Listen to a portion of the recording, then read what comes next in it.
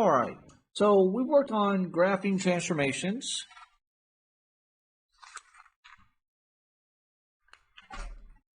All right, so we worked on graphing transformations. What we're going to do now is we're going to work on writing an equation in terms of sine and cosine when I give you a wave. And in the next video, we're going to work on writing an equation when you have a table, when I give you a table of data points. All right, so a couple things you need to know. I have a nice, beautiful wave, absolutely not drawn to scale. We have a y-intercept at -1. We're going to go to a maximum at 3 when it's at 3 pi over 4 of 3, and a minimum when we're at 5 pi over 4 of -5, and then it ends at pi. So to be able to write this, we need to know an a.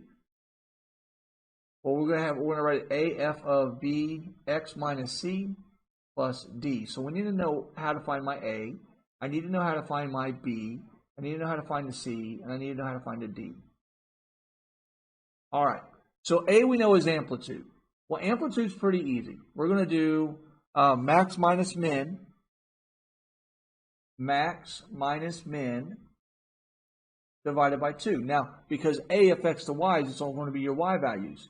So in this case, we're going to go 3 minus a -5, 3 minus a -5 divided by 2, which gives me 8 over 2, which gives me 4. All right, so I have my A. That's easy enough. Well, my y's are pretty easy, and even in transformation, the y's were pretty easy to do. So let's do my D as well. To find my D, if you remember, that is your vertical translation up or down.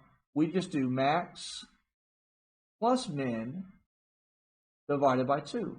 So this is going to give me 3 plus a -5 divided by 2, which gives me, let's see, that's -2 over 2, which gives me -1. So my D is -1. So I now have A and D. That's pretty straightforward. To find B, we have to remember the formula for period. We knew that my period was 2 pi over the absolute value of B. Now, I'm going to always write these because I'm the one writing them without any reflections because it makes my life so much easier than trying to do a reflection. So here I can manipulate this and I can say that B is going to be 2 pi over my period, and we know that period is how long it takes to repeat. So in this case, it takes exactly pi to repeat. So I'm going to have 2 pi over pi, which gives me my B is 2. Now is the interesting one, C. C is kind of the difficult one to think of. I'm going to think of what type of wave I'm actually writing. If I'm writing cosine or if I'm writing sine. In this case, I'm going to write both, and I'll show you kind of how to think through the process. All right. So if I do sine, let's go ahead and put in what we got. We have 4 sine of 2 times x minus 1. We don't know what this number is yet if there's a c.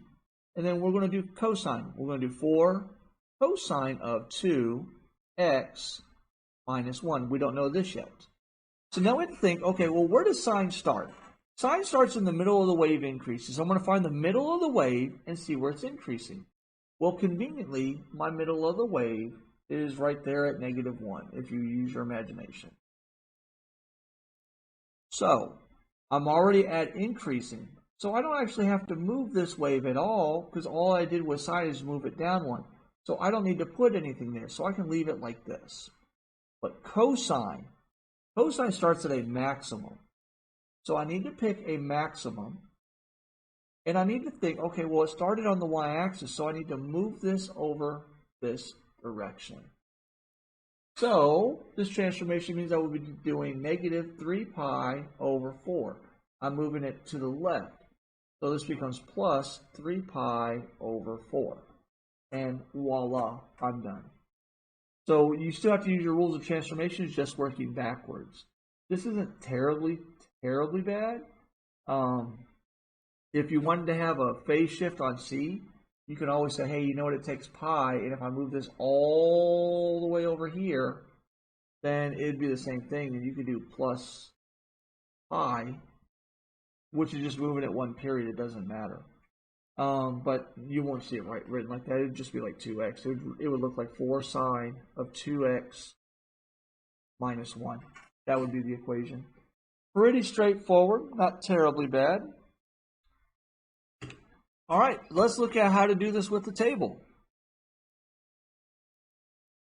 Hi, I'm Mr. Buzzard, and these videos are supplemental instruction for my students. If you found the video enjoyable, make sure you click the like button and click subscribe, as well as the bell for notifications to receive future videos on high school mathematics.